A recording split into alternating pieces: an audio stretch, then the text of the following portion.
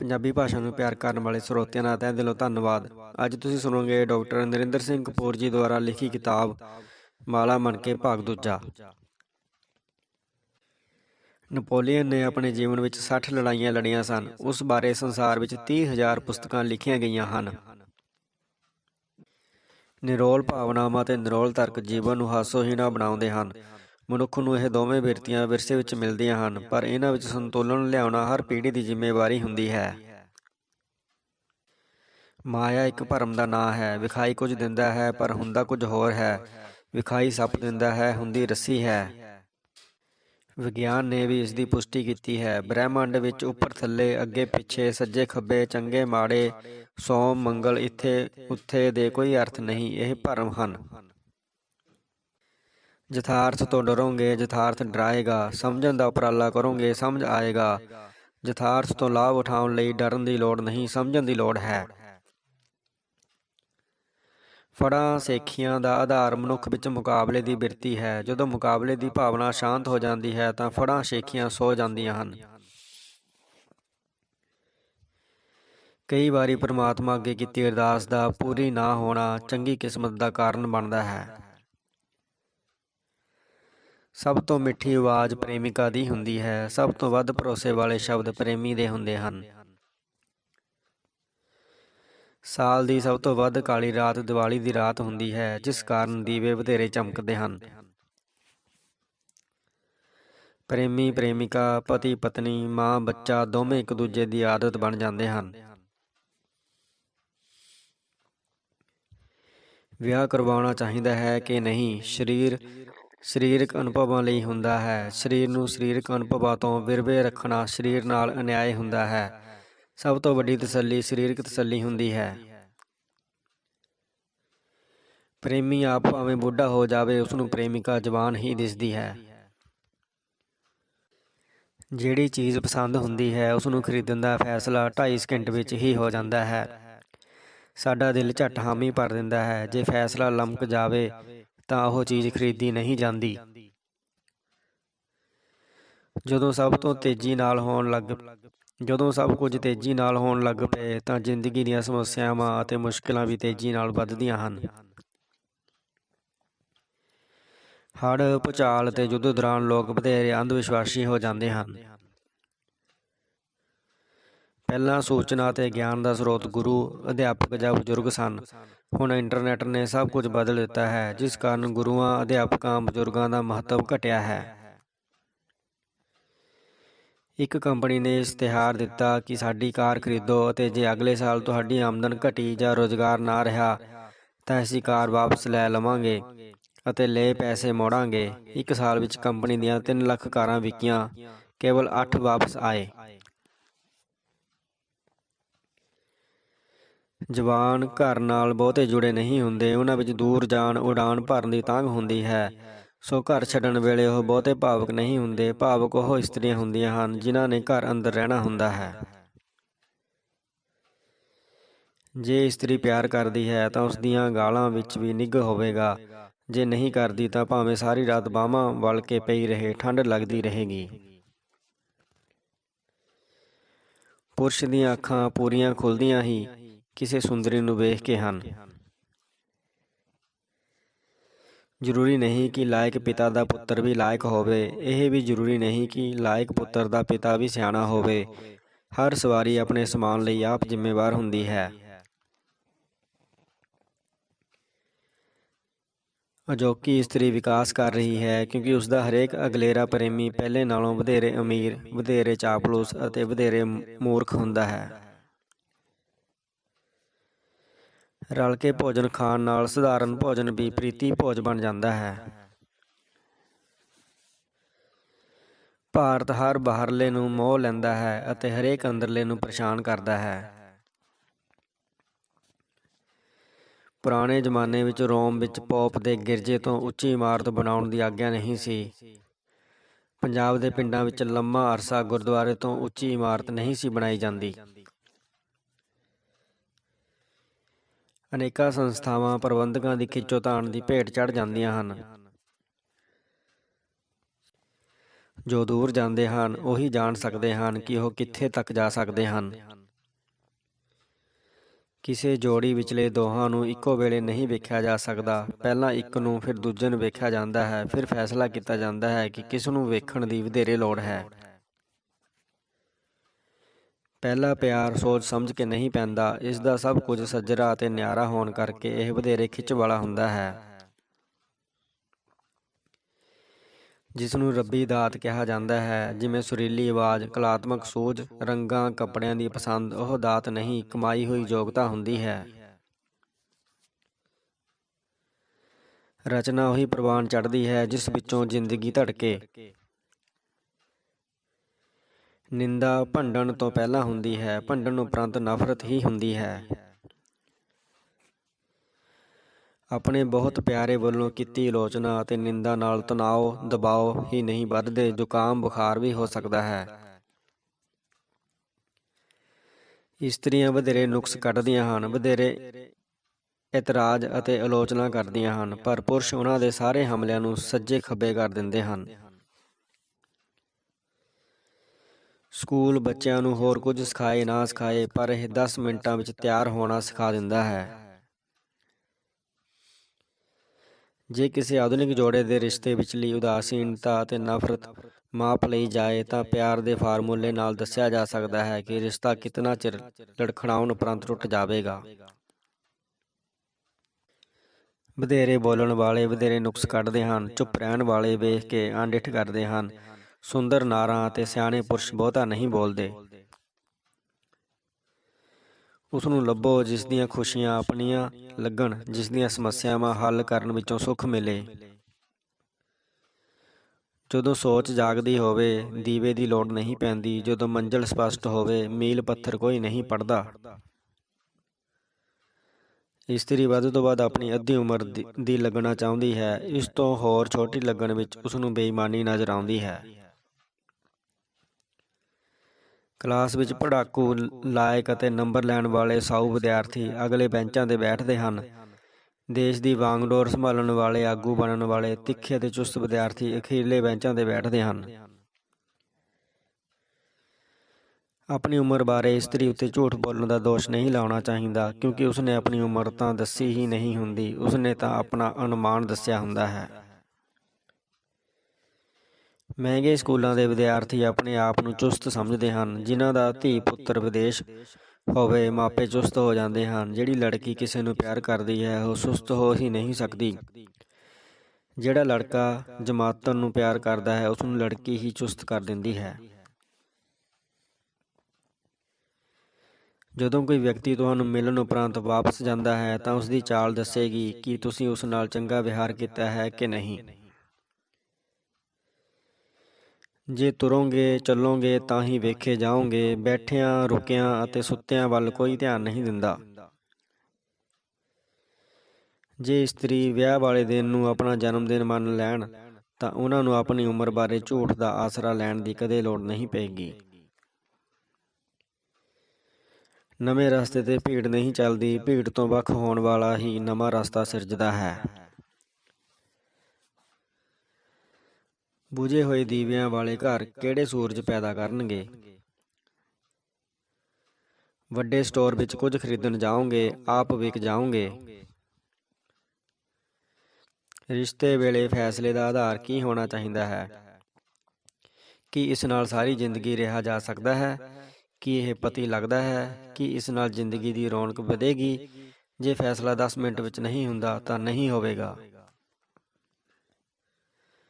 ਜਦੋਂ ਕੋਈ ਆਪਣੀ ਲੋੜ ਨਾਲੋਂ ਕਿਸੇ ਹੋਰ ਦੀ ਲੋੜ ਨੂੰ ਤਰਜੀਹ ਦੇਵੇ, ਉਸ ਦਾ ਅਜਿਹਾ ਕਰਨਾ ਹਰ ਕਿਸੇ ਨੂੰ ਇਸ ਲਈ ਚੰਗਾ ਲੱਗਦਾ ਹੈ ਕਿਉਂਕਿ ਹਰ ਕਿਸੇ ਨੇ ਕਦੇ ਨਾ ਕਦੇ ਅਜਿਹਾ ਕਰਨਾ ਚਾਹਿਆ ਸੀ ਪਰ ਕੀਤਾ ਨਹੀਂ ਸੀ। ਅਹਿਸਾਨ ਥੱਲੇ ਦਬਿਆ ਬੰਦਾ ਕੋਈ ਸਲਾਹ ਨਹੀਂ ਦਿੰਦਾ। ਹਾਰੇ ਹੋਏ ਬੰਦੇ ਤੋਂ ਕੋਈ ਸਲਾਹ ਨਹੀਂ ਪੁੱਛਦਾ। ਤਲਾਕਸ਼ੁਦਾ ਦੀ ਕੋਈ ਸਲਾਹ ਨਹੀਂ ਸੁਣਦਾ। ਔਰਤ ਦੇ ਬਦਨਾਮ ਹੋਣ ਵਿੱਚ ਦੇਰ ਨਹੀਂ ਲੱਗਦੀ, ਪਤਨੀ ਦੇ ਬਦਨਾਮ ਹੋਣ ਵਿੱਚ ਹੋਰ ਵੀ ਘੱਟ ਸਮਾਂ ਲੱਗਦਾ ਹੈ। ਜੇ ਤੁਸੀਂ ਆਪਣਾ ਕੋਈ ਭੇਤ ਕਿਸੇ ਨੂੰ ਦੱਸੋਗੇ ਤਾਂ ਉਹ ਅੱਗੋਂ ਕਿਸੇ ਨੂੰ ਜ਼ਰੂਰ ਦੱਸੇਗਾ। ਕਾਰਨ ਸਪਸ਼ਟ ਹੈ ਕਿ ਜੇ ਤੁਸੀਂ ਆਪਣਾ ਭੇਤ ਨਹੀਂ ਸੰਭਾਲ ਸਕਦੇ ਤਾਂ ਦੂਜਾ ਤੁਹਾਡਾ ਭੇਤ ਕਿਉਂ ਸੰਭਾਲੇਗਾ। ਇਸਤਰੀ ਦੇ 3 ਮੁੱਖ ਕਾਰਜ ਸਮਝੇ ਜਾਂਦੇ ਹਨ: ਜਨਮ ਦੇਣਾ, ਪਿਆਰ ਨਾਲ ਪ੍ਰਫੁੱਲਤ ਕਰਨਾ ਅਤੇ ਸੰਭਾਲਣਾ। ਪਰਿਵਾਰ ਦੀ ਸਿਹਤ ਇਸਤਰੀ ਦੇ ਯਤਨਾਂ ਅਤੇ ਪ੍ਰਬੰਧ 'ਤੇ ਨਿਰਭਰ ਕਰਦੀ ਹੈ, ਪਰ ਪਰਿਵਾਰ ਦੇ ਸੁੱਖ ਸਾਧਨ ਪੁਰਸ਼ ਦੇ ਕਾਰਜਾਂ 'ਤੇ ਨਿਰਭਰ ਕਰਦੇ ਹਨ। ਭਾਵੇਂ ਪਰੇਸ਼ਾਨ ਕਰਨ ਵਾਲੇ ਵਰਤਾਰਿਆਂ ਨੂੰ ਅਸੀਂ ਆਪਣੇ ਚੇਤਿਆਂ ਵਿੱਚੋਂ ਮੇਟ ਦਿੰਦੇ ਹਾਂ, ਪਰ ਉਹਨਾਂ ਦਾ ਪ੍ਰਭਾਵ ਨਹੀਂ ਤਿਆਗ ਸਕਦੇ। ਆਪਣੇ ਅਤੀਤ 'ਤੇ ਮਾਣ ਕਰੋ। ਆਪਣੇ ਅਣਸੁਖਾਵੇ ਅਤੀਤ ਨੂੰ ਮਿਟਾਉਣ ਨਾਲ ਸਾਡੇ ਜੀਵਨ ਦੀ ਤਸੱਲੀ ਵੱਧਦੀ ਨਹੀਂ, ਘਟਦੀ ਹੈ।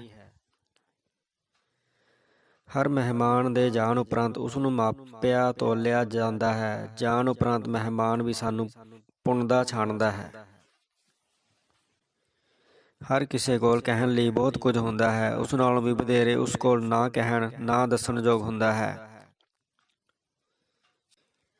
ਲੇਖਕ ਸਮਾਜ ਵਿੱਚ ਉਦਾਸੀ ਉਪਜਾਉਂਦਾ ਨਹੀਂ, ਉਪਜੀ ਹੋਈ ਉਦਾਸੀ ਪ੍ਰਗਟਾਉਂਦਾ ਹੈ ਅਤੇ ਇਸ ਦੇ ਕਾਰਨਾਂ ਦਾ ਵਿਸ਼ਲੇਸ਼ਣ ਕਰਦਾ ਹੈ।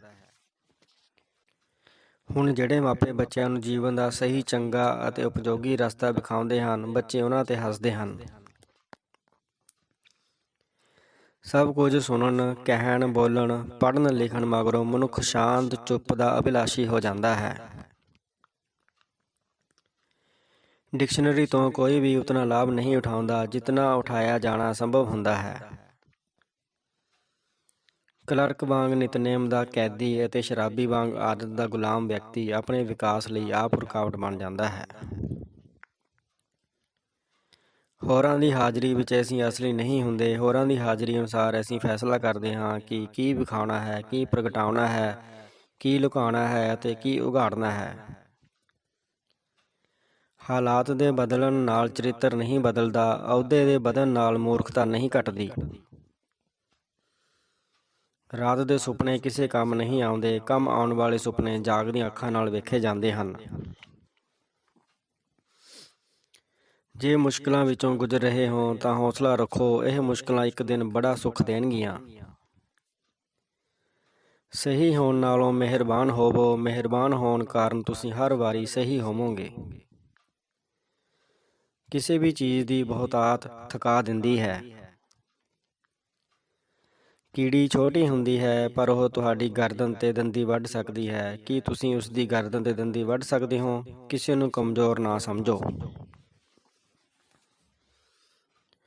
ਜਦੋਂ ਤਲਾਕ ਹੋ ਜਾਂਦਾ ਹੈ ਤਾਂ ਇਸਤਰੀ ਪੁਰਸ਼ ਵਿੱਚ ਨਫ਼ਰਤ ਵੀ ਮੁੱਕ ਜਾਂਦੀ ਹੈ। ਪਿਆਰ ਤਾਂ ਪਹਿਲਾਂ ਹੀ ਮੁੱਕਿਆ ਹੁੰਦਾ ਹੈ। ਚਾਕਲੇਟ ਢਹਿੰਦੀ ਕਲਾ ਨੂੰ ਚੜ੍ਹਦੀ ਕਲਾ ਵਿੱਚ ਬਦਲ ਦਿੰਦੀ ਹੈ। ਇਸ ਵਿੱਚ ਦਿਮਾਗ ਨੂੰ ਹੁਲਾਰਾ ਦੇਣ ਵਾਲੇ ਤੱਤ ਹੁੰਦੇ ਹਨ। ਬੱਚੇ ਐਵੇਂ ਚਾਕਲੇਟ ਦੇ ਮਤਵਾਲੇ ਨਹੀਂ ਹੁੰਦੇ। ਚਾਕਲੇਟ ਪ੍ਰਸੰਨਤਾ ਉਪਜਾਉਂਦੀ ਹੈ। ਤੁਹਾਨੂੰ ਜੀਵਨ ਦੇ ਕੇ ਤੁਹਾਡੇ ਬਾਰੇ ਪਰਮਾਤਮਾ ਨੇ ਜੋ ਕਰਨਾ ਸੀ ਉਹ ਕਰ ਦਿੱਤਾ ਹੈ। ਕਰਨ ਵਾਲਾ ਜੋ ਬਾਕੀ ਹੈ ਉਹ ਤੁਸੀਂ ਕਰਨਾ ਹੈ। ਲਿਖਣਾ ਸਮੱਸਿਆ ਨਹੀਂ ਹੁੰਦੀ, ਲਿਖੇ ਨੂੰ ਸੋਧਣਾ ਸਮੱਸਿਆ ਹੁੰਦੀ ਹੈ। ਤੁਹਾਡੀ ਸ਼ਬਦਾਵਲੀ ਦਾ ਭੰਡਾਰ ਤੁਹਾਡੇ ਤਜਰਬੇ 'ਤੇ ਨਿਰਭਰ ਕਰਦਾ ਹੈ। ਨਾਵਲ ਵਾਪਰੇ ਨੂੰ ਪੇਸ਼ ਕਰਦਾ ਹੈ, ਨਾਟਕ ਵਾਪਰਨ ਨੂੰ ਪੇਸ਼ ਕਰਦਾ ਹੈ। ਕਈ ਵਾਰੀ ਕੋਈ ਰਚਨਾ ਲੇਖਕ ਨੂੰ ਇਤਨਾ ਬੇਚੈਨ ਅਤੇ ਪਰੇਸ਼ਾਨ ਕਰਦੀ ਹੈ ਕਿ ਜਦੋਂ ਤੱਕ ਉਹ ਲਿਖਦਾ ਨਹੀਂ, ਉਹ ਖਹਿੜਾ ਨਹੀਂ ਛੱਡਦੀ। ਸਧਾਰਨ ਵਿਅਕਤੀ ਨਾਲ ਅਜਿਹੀ ਹਾਲਤ ਕੋਈ ਵਿਸ਼ੇਸ਼ ਚਿੱਠੀ ਲਿਖਣ ਸਮੇਂ ਵਾਪਰਦੀ ਹੈ। ਲੇਖਕਾਂ, ਕਲਾਕਾਰਾਂ ਦੀ ਇੱਛਾ ਅਮੀਰ ਹੋਣ ਦੀ ਨਹੀਂ, ਪ੍ਰਸਿੱਧ ਹੋਣ ਦੀ ਹੁੰਦੀ ਹੈ। ਜਿਹੜੇ ਲੇਖਕਾਂ ਕੋਲ ਇਹ ਜਾਣਨ ਦਾ ਸਮਾਂ ਹੈ ਕਿ ਆਲੋਚਕ ਕੀ ਕਹਿੰਦੇ ਹਨ, ਉਹ ਲਿਖਦੇ ਭਾਵੇਂ ਹੋਣ ਪਰ ਉਹ ਲੇਖਕ ਨਹੀਂ ਹੁੰਦੇ। ਲੇਖਕ ਨੂੰ ਆਪਣਾ ਕੰਮ ਕਰਨਾ ਚਾਹੀਦਾ ਹੈ, ਆਲੋਚਕ ਨੂੰ ਆਪਣਾ ਕੰਮ ਕਰਨ ਦੇਣਾ ਚਾਹੀਦਾ ਹੈ। ਪਿਆਰ ਦਾ ਦੁਖਾਂਤ ਇਹ ਹੈ ਕਿ ਜਦੋਂ ਇੱਕ ਸਭ ਕੁਝ ਕੁਰਬਾਨ ਕਰ ਦਿੰਦਾ ਹੈ, ਉਦੋਂ ਹੀ ਪਤਾ ਲੱਗਦਾ ਹੈ ਕਿ ਦੂਜੇ ਦੀ ਦਿਲਚਸਪੀ ਕਿਸੇ ਹੋਰ ਵਿੱਚ ਹੈ। ਲੇਖਕ ਦੀਆਂ 3 ਮੁੱਖ ਯੋਗਤਾਵਾਂ ਹੁੰਦੀਆਂ ਹਨ: ਜੀਵਨ ਦਾ ਵਿਸ਼ਾਲ ਅਨੁਭਵ, ਕਲਪਨਾ, ਵਿਸ਼ੇਸ਼ਣ ਯੋਗਤਾ। ਸੂਰਜ ਅਤੇ ਸਮੁੰਦਰ ਅਣਮੁੱਲੇ ਹਨ, ਪੂਜਣਯੋਗ ਹਨ। ਇਹ ਹਰ ਚੀਜ਼ ਦਾ ਮੁੱਖ ਅਤੇ ਅਮੁੱਕ ਸਰੋਤ ਹਨ। ਸਾਰੇ ਕੰਮਾਂ ਦੀ ਥਕਾਵਟ ਨਹੀਂ ਹੁੰਦੀ, ਪਰ ਹਰੇਕ ਵਿਅਕਤੀ ਕੁਝ ਨਾ ਕੁਝ ਥਕਾਵਟ ਵਾਲਾ ਕਰਦਾ ਹੈ। ਆਸਬੰਦ ਹੋਣਾ ਚੰਗੀ ਗੱਲ ਹੈ, ਪਰ ਕੇਵਲ ਆਸਬੰਦ ਹੋਣਾ ਚੰਗੀ ਗੱਲ ਨਹੀਂ। ਵਿਗਿਆਨ ਦਾ ਸੰਬੰਧ ਬਾਹਰਲੇ ਸੰਸਾਰ ਨਾਲ ਹੈ। ਫ਼ਲਸਫ਼ੇ ਦਾ ਸੰਬੰਧ ਬਾਹਰਲੇ ਸੰਸਾਰ ਵਿੱਚ ਕਾਰਜਸ਼ੀਲ ਤਰਕ ਨਾਲ ਹੈ। ਮਨ ਦਾ ਸੰਬੰਧ ਬਾਹਰਲੇ ਸੰਸਾਰ ਦੇ ਸਰੀਰ ਉੱਤੇ ਪੈ ਰਹੇ ਪ੍ਰਭਾਵਾਂ ਨਾਲ ਹੈ। ਮਨੁੱਖ ਨੂੰ ਧਰਮ ਦੀ ਨਿਰੰਤਰ ਲੋੜ ਹੁੰਦੀ ਹੈ। ਹੁਣ ਰਵਾਇਤੀ ਧਰਮ ਮਨੁੱਖ ਨੂੰ ਸ਼ਾਂਤ ਨਹੀਂ ਕਰਦੇ, ਜਿਸ ਕਾਰਨ ਮਾਰਕਸਵਾਦ, ਮਨੋਵਿਸ਼ਲੇਸ਼ਣ, ਨਾਰੀਵਾਦ, ਰਾਸ਼ਟਰਵਾਦ, ਜਹਾਦ, ਇਨਕਲਾਬ ਆਦਿ ਨਵੇਂ ਧਰਮ ਉਪਜ ਪਏ ਹਨ। ਸਮਝੌਤਾ ਅਕਸਰ ਸਮੱਸਿਆ ਦਾ ਹੱਲ ਨਹੀਂ ਹੁੰਦਾ, ਇਹ ਪਏ ਅੜਿੱਕੇ ਨੂੰ ਦੂਰ ਕਰਨ ਦਾ ਉਪਰਾਲਾ ਜ਼ਰੂਰ ਹੁੰਦਾ ਹੈ। ਜੇ ਤੁਹਾਡੇ ਕੋਲ ਦਿਲ ਹੈ ਤਾਂ ਤੁਸੀਂ ਹਰ ਕਿਸੇ ਦੀ ਮਦਦ ਕਰ ਸਕਦੇ ਹੋ। ਪਿਆਰ ਟੁੱਟਣ ਉਪਰੰਤ ਹਰੇਕ ਸੋਚਦਾ ਹੈ, ਮੈਂ ਉਸ ਨੂੰ ਪਿਆਰ ਕਿਉਂ ਕੀਤਾ। ਭਾਵਕ ਪ੍ਰਸ਼ਨਾਂ ਦੇ ਤਾਰਕਿਕ ਉੱਤਰ ਸੰਭਵ ਨਹੀਂ ਹੁੰਦੇ। ਪਰਿਵਾਰ ਸਾਡੀ ਸੋਚ ਦੇ ਨਾਲ ਸਾਡੇ ਪੱਖਪਾਤਾਂ ਨੂੰ ਵੀ ਨਿਰਧਾਰਤ ਕਰਦਾ ਹੈ। ਜੀਵਨ ਵਿੱਚ ਮਗਰੋਂ ਨਾ ਸੋਚ ਬਦਲਦੀ ਹੈ, ਨਾ ਪੱਖਪਾਤ ਬਦਲਦੇ ਹਨ। ਝੂਠ ਦੀ ਇੱਕ ਪ੍ਰਸਿੱਧ ਕਿਸਮ, ਮੈਨੂੰ ਤੁਹਾਡੀ ਬੜੀ ਯਾਦ ਆਉਂਦੀ ਹੈ। ਕਈ ਪ੍ਰਸ਼ਨ ਕੁਝ ਪੜ੍ਹ ਸੁਣ ਕੇ ਜਾਗਦੇ ਹਨ, ਕਈ ਸਵਾਲ ਪਿੱਛੋਂ ਆ ਕੇ ਸਾਡੇ ਮੋਢੇ 'ਤੇ ਹੱਥ ਰੱਖਦੇ ਹਨ, ਕਈ ਪਿੱਛੋਂ ਨਿਕਲ ਕੇ ਅੱਗੇ ਖਲੋ ਜਾਂਦੇ ਹਨ, ਕਈ ਸਿਰ ਦਰਦ ਕਰਨ ਲੱਗ ਪੈਂਦੇ ਹਨ। ਮੁਸ਼ਕਿਲਾਂ ਸੰਸਾਰ ਨੂੰ ਨਵੇਂ ਢੰਗ ਨਾਲ ਵੇਖਣ ਦੇ ਅਵਸਰ ਸਿਰਜਦੀਆਂ ਹਨ। ਜਦੋਂ ਕੋਲ ਕੁਝ ਨਾ ਹੋਵੇ ਉਦੋਂ ਪਤਾ ਲੱਗਦਾ ਹੈ ਕਿ ਮਹੱਤਵਪੂਰਨ ਕੀ ਹੈ। ਸਭ ਕੁਝ ਕੋਲ ਹੋਣ 'ਤੇ ਪਤਾ ਲੱਗਦਾ ਹੈ ਕਿ ਕੁਝ ਵੀ ਮਹੱਤਵਪੂਰਨ ਨਹੀਂ। ਇਸਤਰੀ ਦੀ ਸ਼ਕਲ ਸੂਰਤ ਨੂੰ ਬਹੁਤ ਅਧਿਕ ਘੋਖਿਆ ਪਰਖਿਆ ਜਾਂਦਾ ਹੈ, ਜਿਸ ਕਾਰਨ ਇਸਤਰੀ ਨੂੰ ਹਰ ਵੇਲੇ ਹਰ ਜਗ੍ਹਾ ਇਹ ਸੰਸ਼ਾ ਲੱਗਿਆ ਰਹਿੰਦਾ ਹੈ ਕਿ ਮੈਂ ਸੋਹਣੀ ਲੱਗ ਰਹੀ ਹਾਂ ਕਿ ਨਹੀਂ, ਜਿਸ ਕਾਰਨ ਉਹ ਆਪਣੇ ਨਾਲ ਤੁਲਨਾ ਕਰਨ ਵਾਸਤੇ ਹੋਰ ਇਸਤਰੀਆਂ ਨੂੰ ਪੜਚੋਲਵੀਂ ਨਜ਼ਰ ਨਾਲ ਵੇਖਦੀ ਹੈ। ਅਜੋਕੀ ਇਸਤਰੀ ਦੀ ਇਹ ਬੜੀ ਵੱਡੀ ਸਮੱਸਿਆ ਹੈ। ਤੁਸੀਂ ਉਦਾਸੀ ਦੌਰਾਨ ਕਦੇ-ਕਦੇ ਪ੍ਰਸੰਨ ਹੁੰਦੇ ਹੋ ਕਿ ਪ੍ਰਸੰਨਤਾ ਦੌਰਾਨ ਕਦੇ-ਕਦੇ ਉਦਾਸ ਹੁੰਦੇ ਹੋ? ਸੋਚ ਕੇ ਦੱਸਣਾ। ਸਵਰਗ ਉਸ ਨੂੰ ਕਹਿੰਦੇ ਹਨ ਜਿਹੜਾ ਮਨੁੱਖ ਤੋਂ ਗਵਾਚ ਗਿਆ ਹੈ। ਮਨੁੱਖ ਆਪਣੀਆਂ ਸਮੱਸਿਆਵਾਂ ਅਜੇ ਪਛਾਣਨ ਦੇ ਹੀ ਯੋਗ ਹੋਇਆ ਹੈ। ਹੱਲ ਕਰਨ ਲਈ ਵੱਖਰੇ ਉਪਰਾਲੇ ਕਰਨੇ ਪੈਣਗੇ। ਵੱਡੇ ਆਗੂਆਂ ਨੂੰ ਵੱਡੇ ਸ਼ਹਿਰਾਂ ਦੇ ਵੱਡੇ ਜਨ ਸਮੂਹਾਂ ਦੀ ਲੋੜ ਪੈਂਦੀ ਹੈ। ਉਹ ਪਿੰਡਾਂ ਕਸਬਿਆਂ ਵਿੱਚ ਗਵਾਚ ਜਾਂਦੇ ਹਨ। ਪੈਰਿਸ ਵਿੱਚ ਨਾਰਾਂ ਅੰਗਾਂ ਦੀ ਰੌਣਕ ਵਧਾਉਣ ਵਾਲੇ ਰੰਗ ਬਰੰਗੇ ਲਿਬਾਸਾਂ ਵਿੱਚ ਪ੍ਰਸ਼ੰਸਾ ਕਮਾਉਣ ਨਿਕਲਦੀਆਂ ਹਨ। ਉੱਥੇ ਤਾਰੇ ਨਹੀਂ ਵੇਖੇ ਜਾਂਦੇ, ਧਰਤੀ 'ਤੇ ਤੁਰਦੀਆਂ ਪੂਰਨਮਾਸ਼ੀਆਂ ਵੇਖੀਆਂ ਜਾਂਦੀਆਂ ਹਨ। ਜਿੱਥੇ ਕੁਦਰਤ ਦੇ ਨਜ਼ਾਰੇ ਸੁਹਾਵਣੇ ਹੁੰਦੇ ਹਨ, ਉੱਥੇ ਦੀਆਂ ਔਰਤਾਂ ਵੀ ਸੋਹਣੀਆਂ ਸੁਨੱਖੀਆਂ ਹੁੰਦੀਆਂ ਹਨ। ਅਸੀਂ ਜਿਸ ਵਿਅਕਤੀ ਨੂੰ ਬਹੁਤ ਚਾਹੁੰਦੇ ਹਾਂ, ਉਸ ਦਾ ਸਮੁੱਚਾ ਪ੍ਰਭਾਵ ਸਾਨੂੰ ਨੁਕਸ ਵੇਖਣ ਹੀ ਨਹੀਂ ਦਿੰਦਾ। ਸੁੰਦਰਤਾ ਦਾ ਆਪਣਾ ਰੋਹਬ ਅਤੇ ਕਹਿਰ ਹੁੰਦਾ ਹੈ। ਸੁੰਦਰਤਾ ਦੀਆਂ ਆਪਣੀਆਂ ਚਿੰਤਾਵਾਂ ਅਤੇ ਬੇਚੈਨੀਆਂ ਹੁੰਦੀਆਂ ਹਨ। ਸਿਕੰਦਰ ਦੇ ਜ਼ਮਾਨੇ ਵਿੱਚ ਮਨੁੱਖ ਦੀ ਔਸਤ ਉਮਰ 30-35 ਸਾਲ ਸੀ। ਸਿਕੰਦਰ 19 ਸਾਲ ਦੀ ਉਮਰ ਵਿੱਚ ਸੰਸਾਰ ਜਿੱਤਣ ਨਿਕਲਿਆ ਸੀ ਅਤੇ 32 ਸਾਲ ਦੀ ਉਮਰ ਵਿੱਚ ਉਹ ਮਰ ਵੀ ਗਿਆ ਸੀ। ਯੂਨਾਨੀ ਵਿਦਵਾਨਾਂ ਫਿਲਾਸਫਰਾਂ ਦਾ ਇਹ ਉਘੜਵਾਂ ਲੱਛਣ ਸੀ ਕਿ ਉਹ ਆਪਣੀ ਅਗਿਆਨਤਾ ਨੂੰ ਮੰਨਦੇ ਅਤੇ ਸਵੀਕਾਰਦੇ ਸਨ। ਮਹਾਨ ਚਿੰਤਕਾਂ ਵਿੱਚ ਅਕਲ ਦੀਆਂ ਸਿਫਰਾਂ ਵੀ ਅਤੇ ਮੂਰਖਤਾ ਦੀਆਂ ਖਾਈਆਂ ਵੀ ਹੁੰਦੀਆਂ ਹਨ। ਮਹਾਨ ਚਿੰਤਕਾਂ ਵਿੱਚ ਅਕਲ ਦੀਆਂ ਸਿਖਰਾਂ ਵੀ ਅਤੇ ਮੂਰਖਤਾ ਦੀਆਂ ਖਾਈਆਂ ਵੀ ਹੁੰਦੀਆਂ ਹਨ। ਅਸੀਂ ਸਿਖਰਾਂ ਯਾਦ ਰੱਖਦੇ ਹਾਂ ਅਤੇ ਖਾਈਆਂ ਭੁੱਲ ਜਾਂਦੇ ਹਾਂ ਅਤੇ ਉਹ ਮਹਾਨ ਪ੍ਰਤੀਤ ਹੋਣ ਲੱਗ ਪੈਂਦੇ ਹਨ। ਜਿਹੜਾ ਕੁਦਰਤ ਨੂੰ ਨਹੀਂ ਮਾਣਦਾ, ਉਹ ਸੁੰਦਰਤਾ ਦਾ ਪ੍ਰਸ਼ੰਸਕ ਨਹੀਂ ਹੋ ਸਕਦਾ। ਸੋਚਣ ਦੀ ਆਦਤ ਕਿਸੇ ਕਿਸੇ ਨੂੰ ਹੁੰਦੀ ਹੈ। ਬਹੁਤਿਆਂ ਨੂੰ ਸੁਪਨੇ ਵੇਖਣ, ਭਰਮ ਪਾਲਣ ਅਤੇ ਭੁਲੇਖੇ ਸਿਰਜਣ ਦੀ ਹੀ ਆਦਤ ਹੁੰਦੀ ਹੈ। ਕਦੇ-ਕਦੇ ਜਿਉਣਾ ਭੁੱਲ ਕੇ ਜੀਓ, ਸਿਆਣਪ ਵਿਖਾਓ ਝੱਲੇ ਜਿਹੇ ਹੋ ਕੇ। ਪਰੰਪਰਾਗਤ ਸਮਾਜ ਹਰ ਵਰਤਾਰੇ ਦੀ ਹੱਦ ਨਿਰਧਾਰਤ ਕਰਦੇ ਹਨ, ਜਿਸ ਨੂੰ ਉਲੰਘਣ ਦੀ ਆਗਿਆ ਨਹੀਂ ਹੁੰਦੀ। ਇਹ ਸੋਚ ਹੀ ਸਮਾਜ ਨੂੰ ਪਰੰਪਰਾਗਤ ਬਣਾਉਂਦੀ ਹੈ। ਸੰਸਾਰ ਵਿੱਚ ਸਭ ਤੋਂ ਵਧੇਰੇ ਮਹੱਤਵਪੂਰਨ ਰਿਸ਼ਤਾ ਮਨੁੱਖ ਦਾ ਆਪਣੇ ਆਪ ਨਾਲ ਹੁੰਦਾ ਹੈ। ਜੇ ਤੁਸੀਂ ਆਪਣੇ ਆਪ ਨਾਲ ਪ੍ਰਸੰਨ ਹੋ ਤਾਂ ਹੋਰਾਂ ਨਾਲ ਵੀ ਸੁਖਾਲੇ ਹੋਵੋਗੇ। ਪੁਰਸ਼ ਨੂੰ ਕਿਸੇ ਸਥਾਨ ਨਾਲ ਬੰਨ੍ਹ ਕੇ ਰੱਖਣ ਦਾ ਕਾਰਜ ਇਸਤਰੀ ਕਰਦੀ ਹੈ।